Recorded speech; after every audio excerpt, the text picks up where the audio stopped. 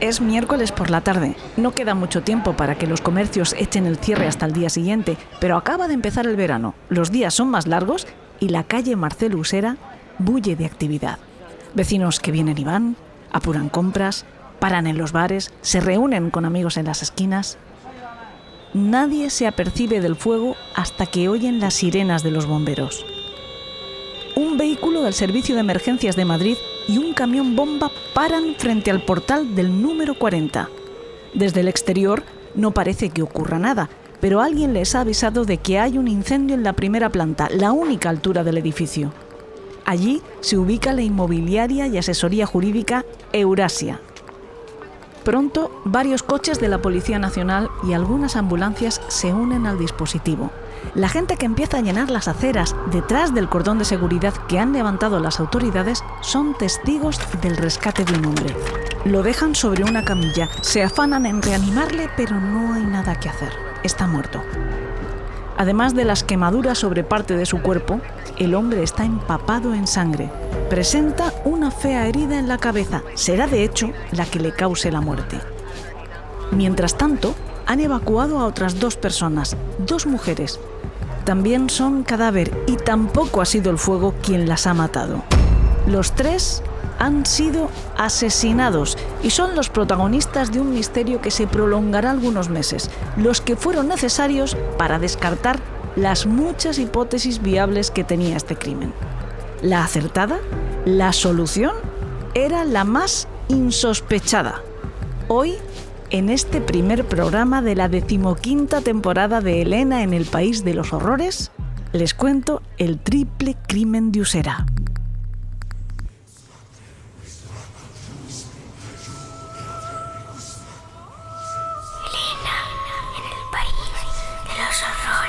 Con Elena Merino.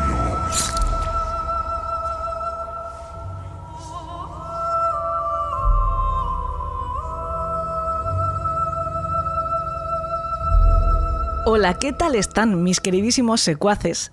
Yo, resistente al desaliento, impasible ante la adversidad, inasequible a la derrota, aquí estoy de vuelta para dar lo mejor de mí misma, eso sí, contando lo peor de otros. Y cuánto me alegro de que a ustedes les guste y vuelvan otra vez a guarecerse a mi país de los horrores, por muy inhóspito que sea. Así que, bienvenidos. ¿Han oído alguna vez la expresión giro argumental? Bueno, pues yo creo que se acuñó para describir el caso que les traigo para estrenar nuestra 15ª temporada. El asesinato de 3 personas en una asesoría legal del distrito de Usera en Madrid. El bufete estaba regentado por Víctor Joel Salas Coveñas, un abogado de origen peruano especializado en inmigración que en el momento del suceso no se encontraba en el despacho y que desde un principio se consideró que podía ser el verdadero objetivo de los o del perpetrador. Las que sí estaban, para su desgracia, eran las 2 empleadas de Salas, que serían las 2 víctimas femeninas. Elisa Consuegra Gálvez, de 33 años, era una joven brillante. Era natural de Holguín, en Cuba, donde había estudiado Derecho y había llegado a ser magistrada, presidenta de la sección especial del Tribunal Municipal Popular de La Habana en las secciones de delitos económicos, sumario penal, civil y laboral. No llevaba en España demasiado tiempo, solo 4 años. Poco después de llegar, había comenzado a trabajar en el despacho de Salas, primero como secretaria, después como becaria, pero desde hacía unos 10 meses ya ejercía como abogada. De hecho, se había encargado de 3 casos desde entonces. Aunque me estoy refiriendo a ella como empleada del bufete, se da la circunstancia de que era, además, la esposa de su empleador, de Víctor Salas, también desde hacía poco menos de un año. El abogado, en días posteriores al crimen, se empeñó en asegurar que había sido un matrimonio por amor. Él cuenta que habían mantenido una relación durante 2 años antes de formalizarla como pareja de hecho. Hasta hacía unos 10 meses más o menos que habían decidido convertirse en marido y mujer por lo civil. Según Salas Coveñas, él la había ayudado económicamente con sus estudios en España, donde podía ejercer la abogacía desde hacía solo 2 meses en realidad. Sin embargo, poco después de casarse, se había roto esta relación, aunque aún no legalmente, pero hacían vidas separadas. Los allegados de Elisa, por su parte, desmentían esta versión. Según ellos, el matrimonio había sido por conveniencia, para que ella pudiera convalidar su licenciatura, precisamente. Más o menos por la misma época en la que Elisa entró a trabajar en Eurasia, lo hizo también una compatriota suya y de la misma provincia de Holguín, Maritza Osorio Riverón. Ella era la chica para todo de la empresa. Había vivido en Alemania, aunque llevaba en nuestro país 20 años. Cuando vino a Europa desde Cuba, tuvo que dejar allá a su hija, con quien por fin se había podido reunir una década más tarde. Su marido, ecuatoriano, había sido deportado a su país de origen porque le pillaron en el aeropuerto de Barajas haciendo de mula, intentando colar drogas, y además no tenía permiso de residencia. En Cuba, Maritza había estudiado educación infantil, pero en España tuvo que trabajar de lo que le salía. Fue camarera en el Museo del Jamón, también en otro restaurante, fue agente inmobiliaria y antes de empezar a trabajar en Eurasia Legal Inmobiliaria había trabajado en otro despacho de abogados. Aunque no tuviera contrato, salvo esporádicamente, y su sueldo no pasara de los 600 euros, en el bufete ejercía de secretaria, de relaciones públicas, de señora de la limpieza e incluso repartía panfletos publicitarios por las calles cuando le era requerido.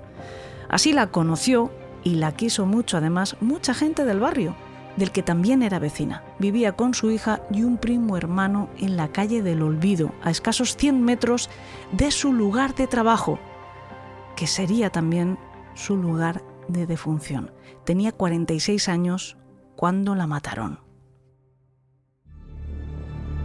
El asesino había acabado también con la vida de John Pepe Castillo Vega, la víctima masculina evacuada ya cadáver del despacho por los bomberos.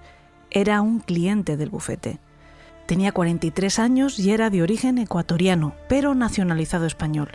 Algunos periódicos dicen que estaba en paro, otros que era taxista y otros que era vigilante jurado. ¿Quién sabe? Es posible que lo hubiera sido todo con tal de sacar adelante a su familia, una esposa y un hijo de poco más de 2 años. Precisamente estaba aquella tarde allí porque tenía que recoger una documentación de su mujer. Iba a ser algo tan rápido que dejó el coche mal aparcado en la calle, con las luces de emergencia puestas, lo que hacemos cualquiera de nosotros, aunque no debamos, cuando tenemos que hacer un recado de 1 minuto. Y sin embargo, ese minuto se convirtió súbita, incoherente y trágicamente en eternidad. La eternidad. Quien avisó del fuego a los bomberos había sido el propio Salas Cobeñas. Había pasado casi toda la tarde en su casa. Sobre las 6:30 había regresado y se había encontrado a varios de sus clientes esperándole en la calle. Le dijeron que habían estado llamando al telefonillo, pero que nadie les abría. El hombre se dio prisa en subir las escaleras para averiguar qué ocurría, porque no era normal que ni Elisa ni Maritza estuvieran a esa hora en la oficina. Ya en el descansillo se olía el humo. Víctor Salas entró en el despacho y salió menos de 1 minuto después mientras llamaba a los servicios de emergencia. Han sido mis trabajadores, los han atacado.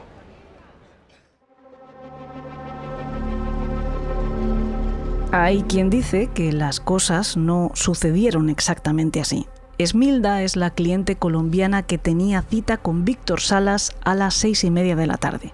El abogado la encontró esperando en la calle porque nadie del bufete le abría la puerta desde hacía por lo menos 1/4 de hora.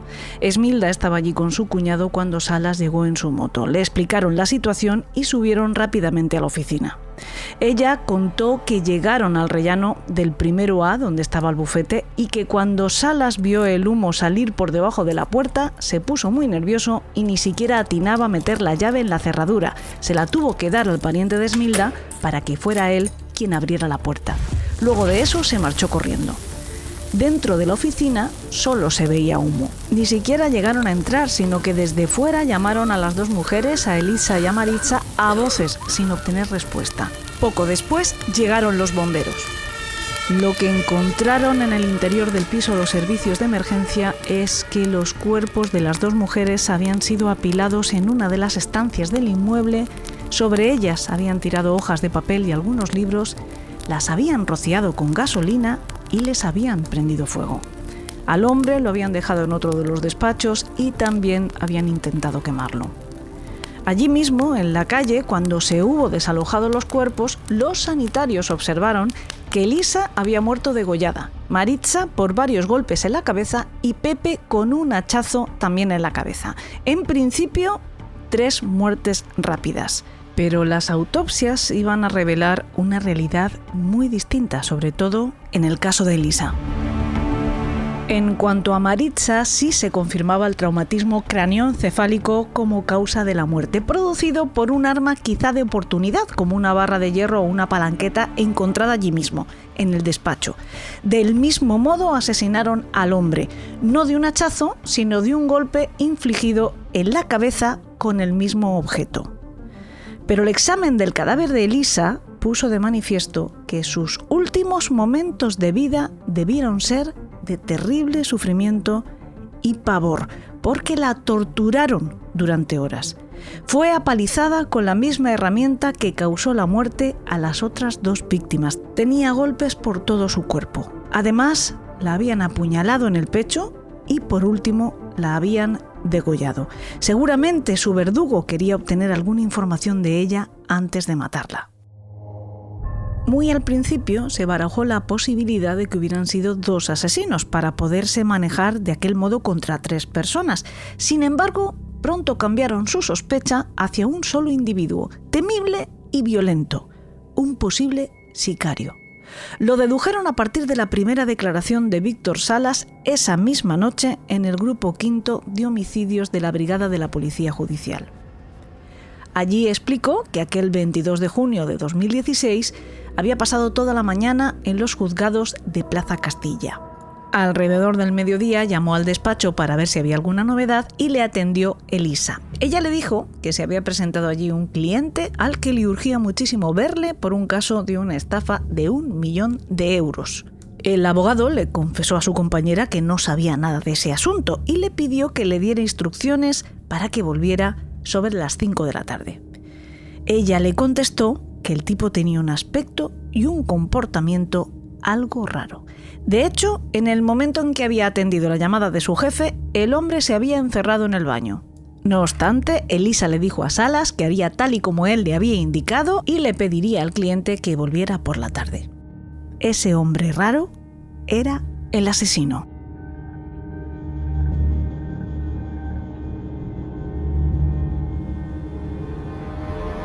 Salas, además, dio suficiente información sobre su biografía y sus propias sospechas como para considerar que tenía muchos enemigos potenciales con muy pocos escrúpulos, la mayoría capaces de cometer aquella barbarie.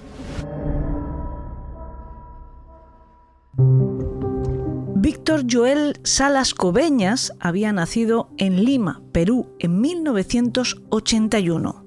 Según lo que publicó la prensa en su día, este abogado se hizo conocido en su país antes de emigrar a España por destapar un importante caso de corrupción judicial. Dicen que fue fiscal antidroga a mediados de la década de los 2000, una función que lo colocó en el centro de un escenario extremadamente peligroso, aunque en realidad fue secretario judicial, asignado a la primera sala penal de reos en cárcel. En junio de 2005, este tribunal, presidido por Carlos Escobar y con los vocales Hernán Saturno y Aldo Figueroa, frenó el intento de 25 reclusos del cártel de Tijuana que exigían su liberación, alegando que habían permanecido demasiado tiempo encerrados en espera de juicio. Los detenidos habían sido apresados en 2002 en el norte del país con un cargamento de cocaína. El tribunal no aceptó sus argumentos y prorrogó la prisión preventiva durante 20 meses más. Los acusados amenazaron entonces a todos los jueces del proceso y la magistratura decidió trasladar a los vocales y sustituir a Escobar por la jueza Carmen Rojasi. Un año después, en julio de 2006, el juez Hernán Saturno era asesinado. Ocurrió una tarde mientras almorzaba con un familiar muy cerca del Palacio de Justicia de Lima. Un hombre lo acribilló con un arma provista de silenciador.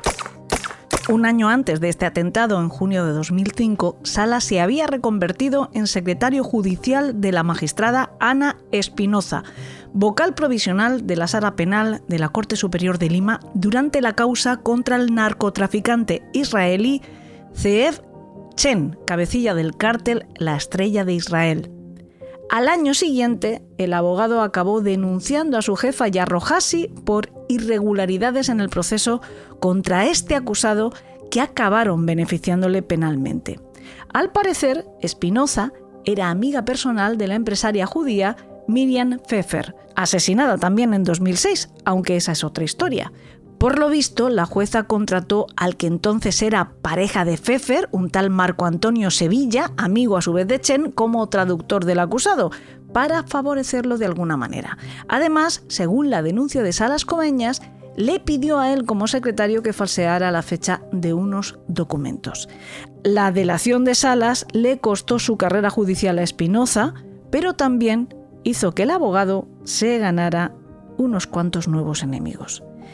De hecho, cuando Miriam Pfeffer apareció muerta en su casa, encontraron en el escenario del crimen un altar en el que había un plato con fotos de Salas y Sonia Medina, que era una procuradora antidrogas que también había denunciado a Espinoza y la otra vocal, junto con un cuerno, canela y sal, que por lo que se cree son elementos de brujería. Por su parte, Chen, desde la cárcel de Lurigancho, acusó del asesinato de Pfeffer a otro cártel, liderado por un tal Moshe Baum, que vivía en nuestro país, según él, con el abogado Víctor Salas, a quien este otro narco habría pagado para denunciar a Espinoza. Sea como fuere, en mitad de todo este lío y ante la posibilidad de convertirse en la siguiente víctima, Salas Cobeñas tomó la decisión de marcharse lo más lejos que pudo, a más de 9.500 kilómetros, hasta Madrid. En Lima dejó a sus padres y a un hijo que tuvo con una expareja. Huía de la muerte, pero por lo que se ve, esta tiene olfato de sabueso y había sabido seguirle el rastro, aunque no hubiera dado con él. Todavía.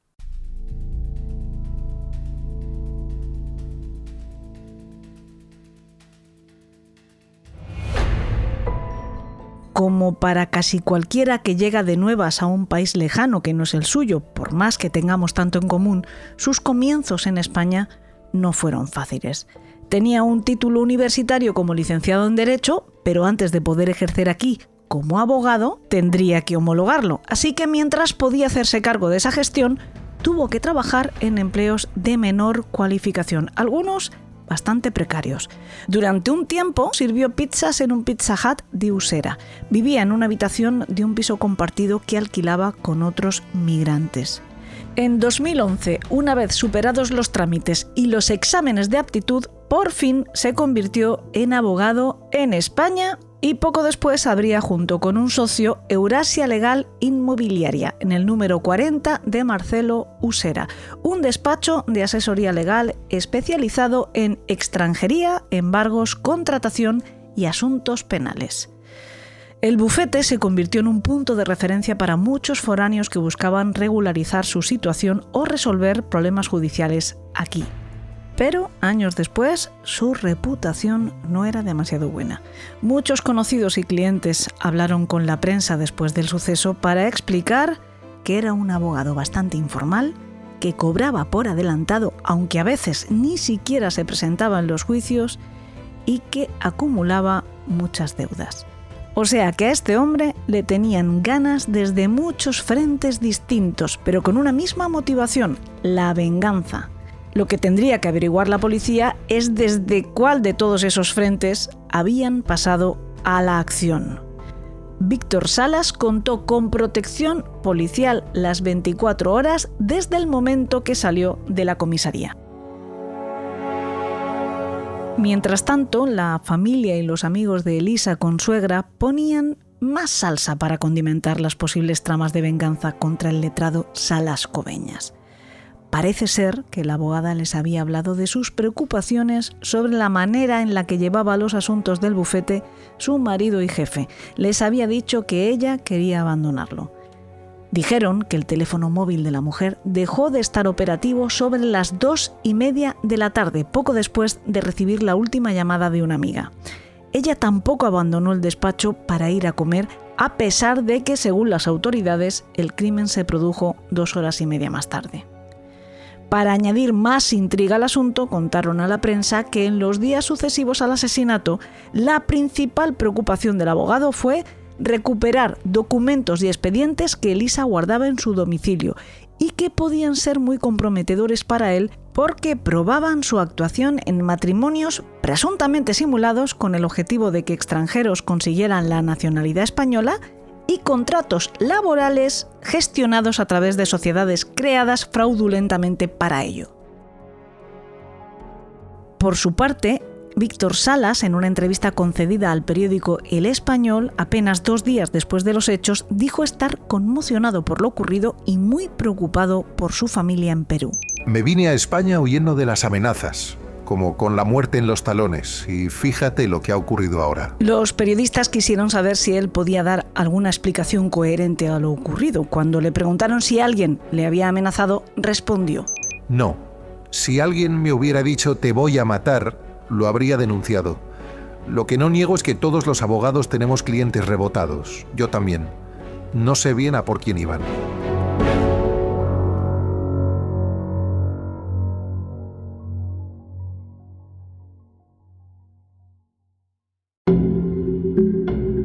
La investigación de este caso recayó en el Juzgado de Instrucción número 41 de Madrid, cuyo titular era el juez Juan Carlos Peinado.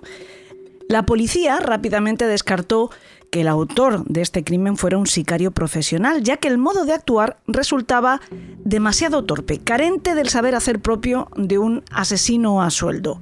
También estaban convencidos de que fue un único hombre y probablemente de origen latinoamericano, tanto por el perfil de la clientela del bufete como por la extrema violencia empleada en los asesinatos.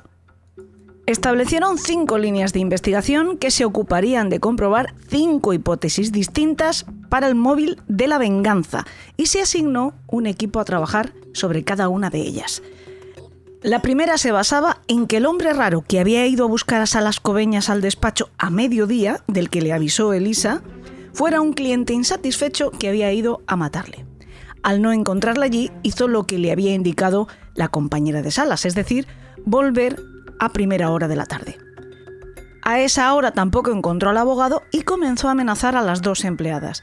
Una de ellas cogió una palanqueta que tenían en la oficina como arma defensiva, pero el criminal se la arrebató y en un arranque de furia asesinó con ella a Maritza. Después a Pepe, que tuvo la mala suerte de aparecer por allí en ese momento, y se cebó con Elisa antes de matarla para tratar de sacarle la información de dónde se encontraba su marido. Pero pese a que la muerte de estas 3 víctimas fuera consecuencia de la frustración del asesino por no poder encontrar a su verdadero objetivo, quien quisiera que lo hubiera hecho, había acudido aquel día, sin lugar a dudas, con la intención de matar, puesto que llevaba consigo un cuchillo y una botella de gasolina. La segunda hipótesis señalaría al cobro de una deuda. Según comprobaron los agentes asignados al caso, el abogado efectivamente tenía muchos problemas económicos. Se investigó si alguna de estas deudas pudiera haberla adquirido con algún prestamista de los que solucionan las cosas con extrema violencia. La secuencia en cualquier caso habría sido como la he descrito antes: acabar con todos los presentes en el bufete como advertencia, pero antes intentar averiguar más maltratando físicamente a Elisa. Esta hipótesis la apoyaría también el hecho de que el agresor había forzado además un armario del despacho, quizá buscando dinero. La tercera línea de investigación sostendría que pudiera ser un excompañero. Ya les he dicho que, al parecer, Salas Cobeñas no estaba en este mundo para hacer amigos. La cuarta suposición sobre la que trabajó la policía es que el asesino pudiera estar relacionado con algún caso actual que llevara entre manos el abogado. Y la última, que el triple asesinato fuera una vendetta orquestada desde el otro lado del Atlántico por algún cártel de la droga. En cualquier caso, al principio de la investigación, por la hipótesis que apostaban más era que se tratase de algún cliente muy cabreado, y se centraron particularmente en investigar la agenda del bufete. Sin embargo, en octubre hubo una filtración a la prensa que apuntaba que se estaba investigando una sexta hipótesis, que además iba ganando fuerza. El triple crimen de Usera podría tratarse de la venganza de un marido engañado. Elena, en el país de los horrores. Con Elena Merino.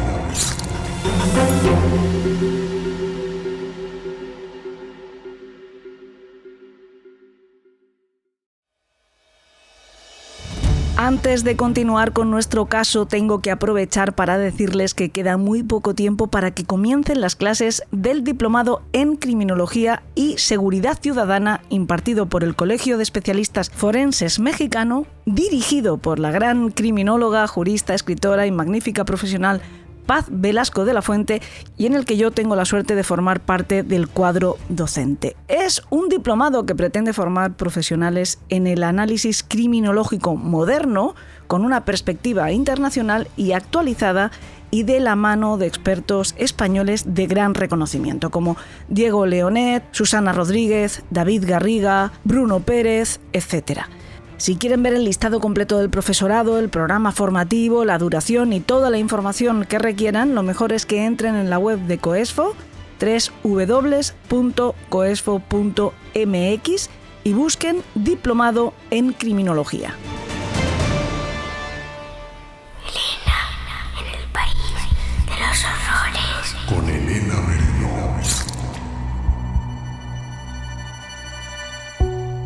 Volvemos al caso. Les estaba diciendo que la policía empezó a investigar también si el triple crimen de Usera podía estar relacionado con la vida amorosa del propietario del bufete.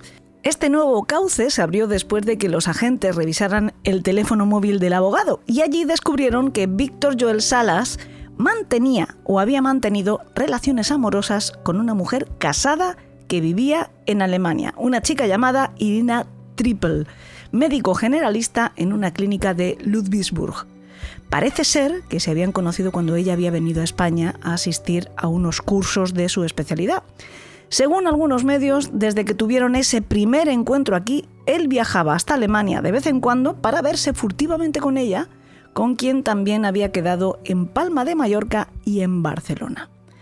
El matrimonio de Irina no iba demasiado bien, sobre todo por el carácter de su marido, un tal Dahoud Hanid Ortiz, un venezolano pero nacionalizado norteamericano y exteniente de los marines al que habían expulsado de la Armada el año anterior.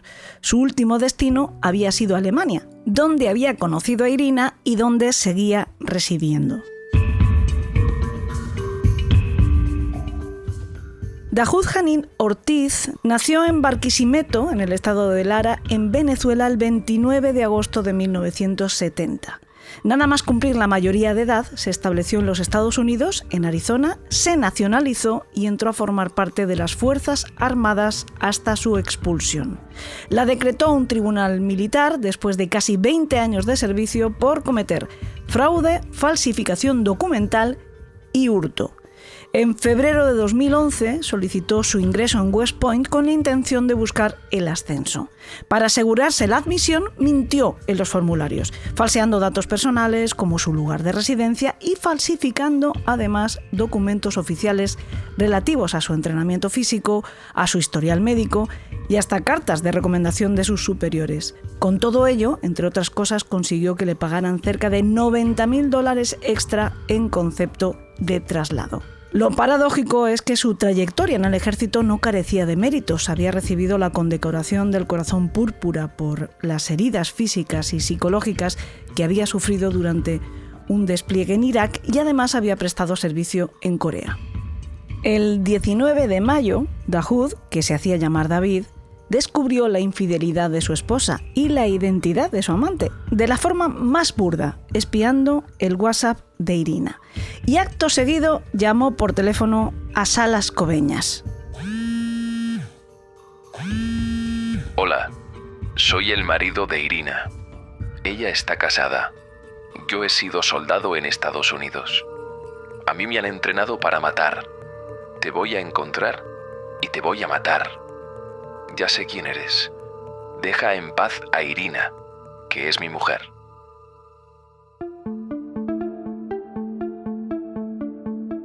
Salas no tenía ganas de lío, se limitó a decirle que solucionaran los problemas del matrimonio y que a él lo dejaran al margen.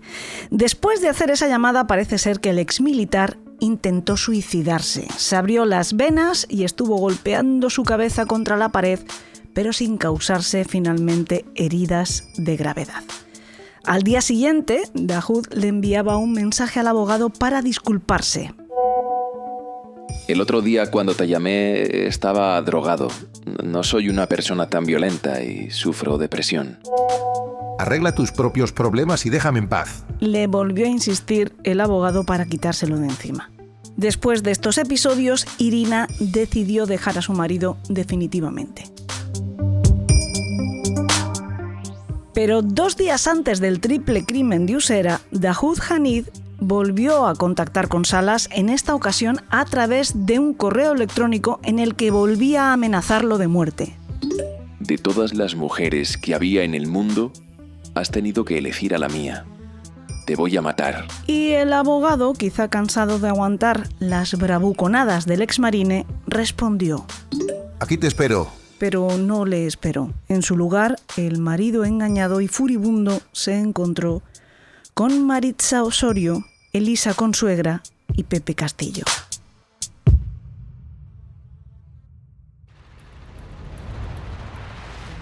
«48 horas después de que Víctor Salas respondiera con escepticismo a la amenaza, Dahoud Hanid Ortiz viajaba hasta Madrid en su coche, un Volkswagen Polo, para cumplirla. En realidad, no parece que la temeraria contestación al mail del marido de su amante fuera la chispa que encendió la mecha que detonó la tragedia, sino que Dahoud Hanid lo tenía todo muy bien planeado.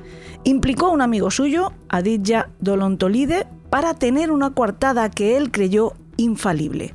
Le mintió, le dijo que necesitaba cobertura para que Irina no le pillase teniendo una aventura con otra mujer. Le pidió que el día 22 de junio se hiciese pasar por él en varios lugares, que fuera a cenar a un restaurante de comida asiática llamado Dajimi, que pidiera por 2 y que guardara el ticket de lo consumido. También le dio su tarjeta del gimnasio y le pidió que fuera un rato para que constara su entrada en el registro de la instalación deportiva.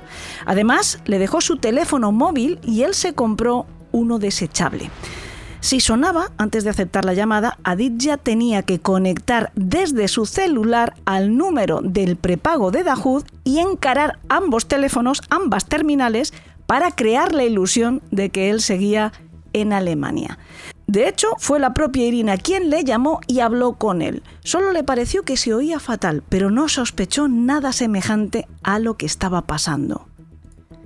Sobre las 6 de la mañana del día del crimen, el exmilitar estuvo rondando la casa de Víctor Salas en Carabanchel y, por suerte para él, no llegaron a encontrarse. A las 2 de la tarde fue hasta el bufete para llevar a cabo su venganza, que acabó siendo la masacre que les estoy contando.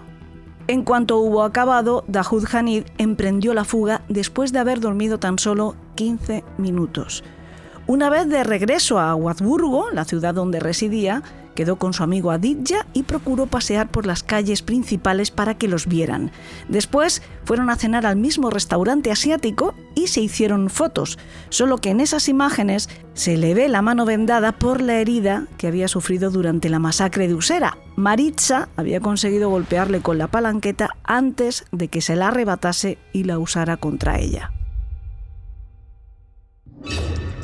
Toda esta secuencia se descubriría después durante el juicio. Lo que de momento tenían los investigadores como indicios suficientes para buscar y detener a Dahoud Hanid eran, además de los mensajes amenazantes en el móvil de Salas, los restos de la botella de plástico en la que el asesino había llevado la gasolina que después utilizó para tratar de quemar los cuerpos de sus víctimas. Era de Volvic, una marca de agua que no se comercializa en España, pero sí en Francia. Luego el criminal venía del otro lado de nuestra frontera con el resto de Europa, algo que encajaba con el sospechoso. La policía española pidió su colaboración a sus colegas alemanes para localizarlo y tomarle declaración. Pero sin embargo, el Juzgado de Instrucción número 41 de Madrid les hizo rectificar y hacer la solicitud por vía judicial, mediante una comisión rogatoria, que es una instancia oficial y por lo tanto es burocracia y por lo tanto mucho más lenta que una gestión informal entre homólogos. Después, el magistrado Peinado ordenó que la solicitud se tradujera antes de enviarla a Alemania. La falta de personal hizo que este trabajo se demorara más de lo deseable, hasta que llegó el mes de agosto, cuando su señoría decidió irse de vacaciones. Todo esto ocasionó que cuando fueron a buscar a Dahoud, ya no estaba en Alemania. Había vaciado las cuentas de Irina, 60.000 euros, y el 5 de julio de 2016, 13 días después del asesinato, había volado a Colombia. Su hermana fue a buscarlo y le entregó su pasaporte venezolano para que pudiera entrar de regreso en su país de origen, y allí se ocultó en Puerto Ordaz. Desde Venezuela, Dahoud estuvo todavía un tiempo acosando a Irina con mensajes de amenaza. A través de WhatsApp le insinuaba que se podía hacer pasar por refugiado sirio para ir a por ella y le aseguraba: tarde o temprano cumpliré mis planes. Dispongo de todo el tiempo. No tengo miedo. Tengo un objetivo y suficiente información.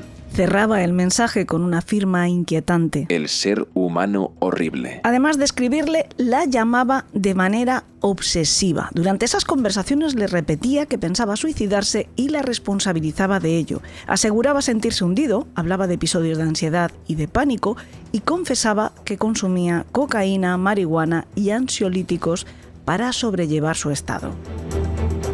El 6 de septiembre, 2 meses y medio después de la matanza, fue Svetlana Trippel, la hermana de Irina, a quien escribió un correo electrónico. Yo era un hombre bueno, pero Irina cambió esto. Ya no sé quién soy. He dormido de 10 a 15 minutos al día desde que pasó esto. Hice cosas horribles sin querer o lo que sea. Créeme, la gente pierde la cabeza. Yo lo hice. Dalab no sabe esto. Soy el responsable de todo y ahora soy malo. Perdí la cabeza y dejé de pensar. Siento todo esto con todo mi corazón. Ya que nadie me va a perdonar jamás lo que ocurrió, espero desaparecer lentamente de vuestras vidas.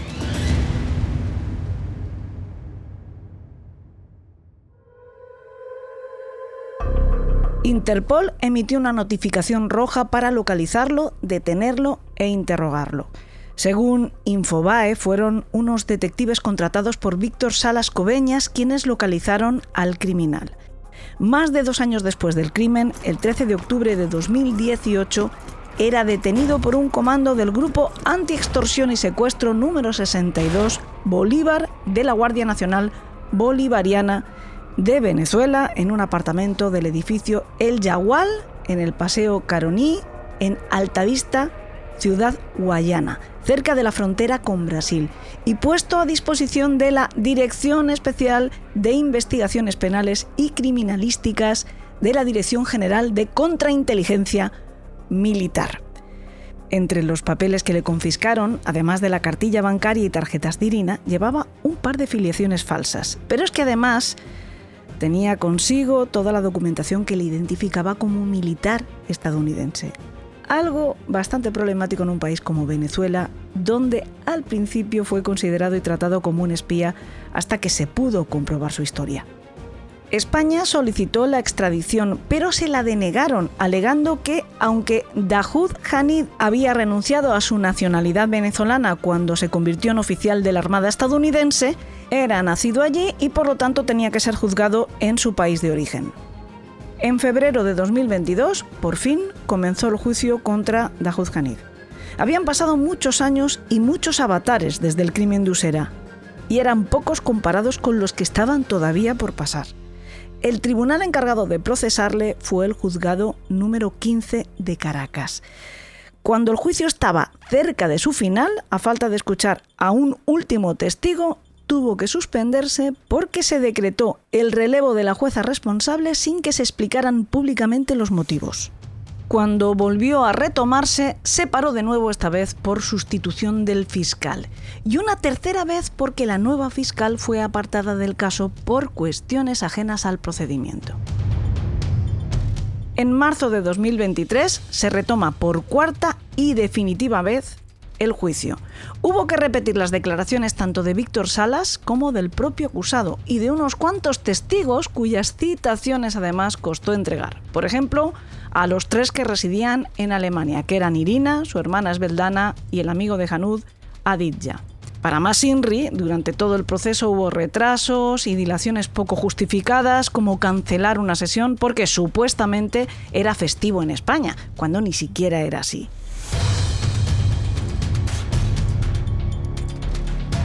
Por último, hubo una cierta alarma porque el día convocado para leer la sentencia, el acusado no se presentó en la vista y se creyó que podía haberse fugado.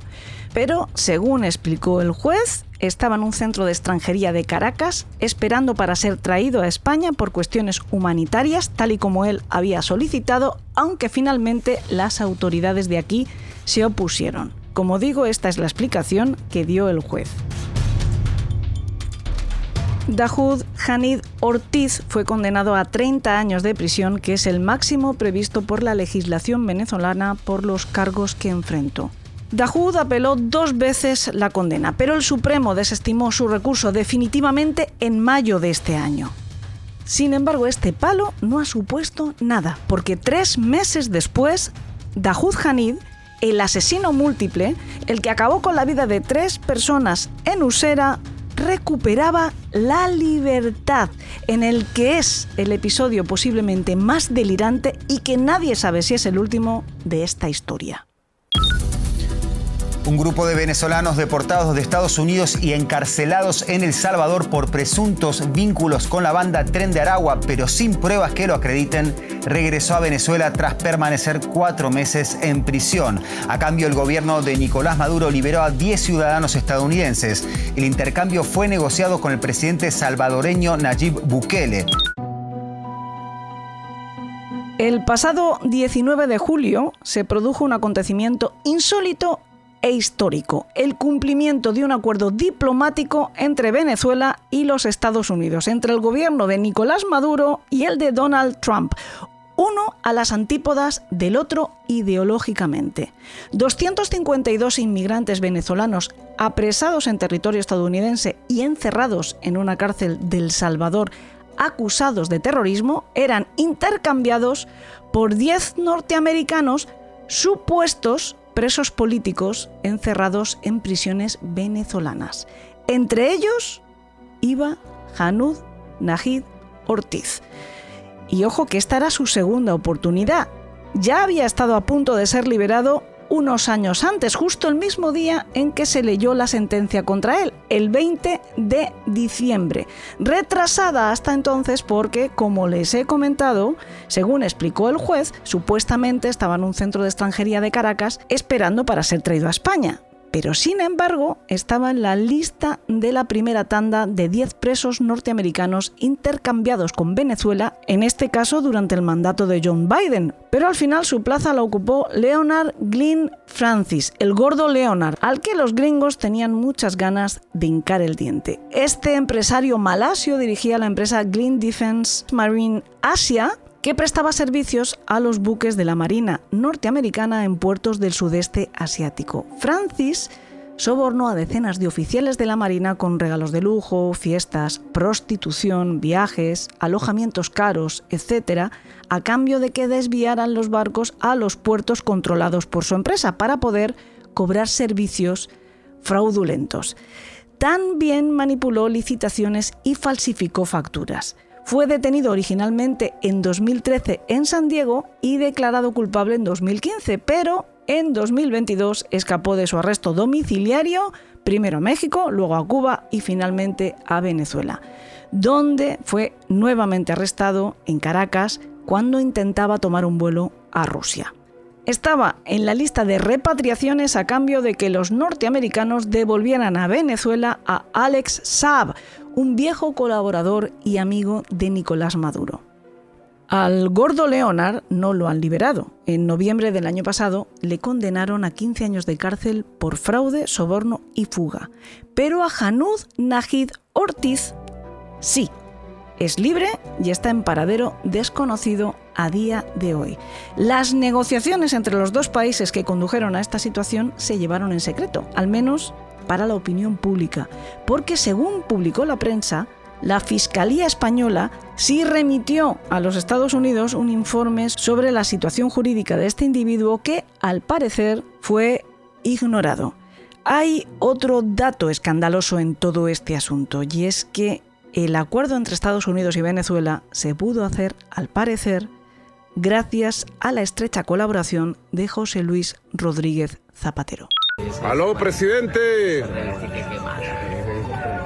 ¿Cómo estamos? Ajá, felicitaciones, muchas gracias por todo el apoyo para este canje, esta liberación que ha llenado de tanta felicidad a tantas familias aquí en Venezuela. Ha sido una gran decisión. Sí. Y yo estoy muy feliz, muy satisfecho y muy agradecido. Bueno, esperamos que pronto visite el país para que pueda, como siempre, ayudar a los procesos de diálogo. Eso está hecho. Ya me preparo. Correcto. Bueno, muchas gracias por allá. Saludos a toda España. No estoy segura si les han podido reconocer. Se tratan de Nicolás Maduro llamando desde su móvil a José Luis Rodríguez Zapatero. Es el audio de un vídeo que publicó el propio Maduro.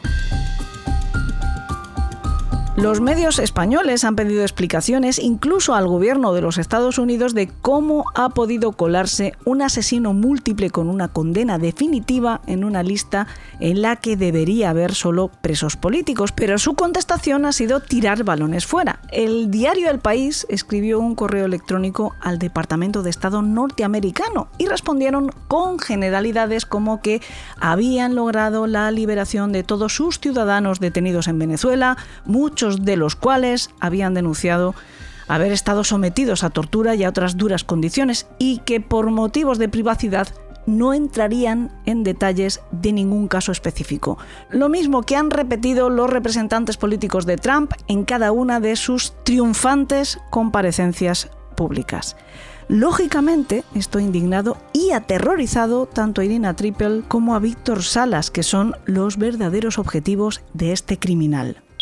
Es un psicópata que es capaz de no solamente matar a un objetivo, sino a todo lo que se interponga en su camino. Puede matar a cualquier persona inocente. Increíblemente, ha procedido su extradición. Nosotros no nos explicamos cómo es posible. Permitan dejar libre a un asesino. Si bien es cierto, el señor Zapatero fue el negociador de estos hechos tan lamentables, dice él que no tenía por qué conocer por quién negociaba. Ok, si bien es cierto, no lo sabía, hoy lo sabe. Hoy sabe que ha liberado con sus negociaciones a un criminal.